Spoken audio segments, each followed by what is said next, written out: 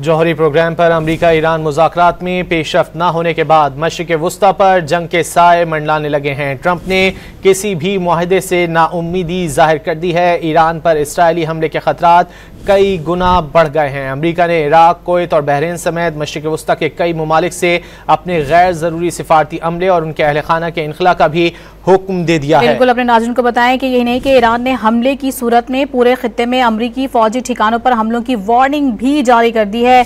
साथ ही अपने नाज़रीन को बताएं कि ईरानी वज़ीर दिफा ने कहा है कि 2 टन वॉर हेड ले जाने वाले मिसाइल का कामयाब तजुर्बा कर लिया गया है। बढ़ती कशीदगी के बायस तेल की आलमी कीमतों में तेजी से इजाफा रिकॉर्ड भी किया जा रहा है। इसी पर बात करेंगे अमेरिका में साबिक सफीर सेनेटर शहरी रहमान साहिबा से। शहरी रहमान साहिबा, बहुत शुक्रिया आपके वक्त का। आप इस वक्त ब्रसेल्स में मौजूद हैं। ये बताइएगा कि मशरिक़ वुस्ता में खुदा न खास्ता अगर जंग छिड़ती है तो कितनी खतरनाक होगी?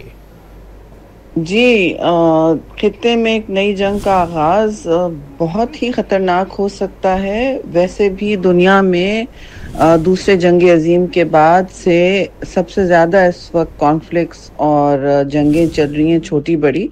तो इससे ना सिर्फ ख़तरा होता है हर मुल्क को, लेकिन सारे डेवलपमेंट अहदाफ जो होते हैं लोगों के, अवाम के, ख़ास तौर से डेवलपिंग ममालिक के, उन पर असर ज़रूर होता है। और देखिए, वैसे भी पाकिस्तान तो अमन का ख्वाह है, तो कोशिश होनी चाहिए कि जो ममालिक असर व वसूक रखते हैं, वो चाहे खित्ते में हो या आलमी सतह पर, वो जंग की रोकथाम के लिए अपनी हर काविश बरूए कार लाएं, हर कोशिश करें।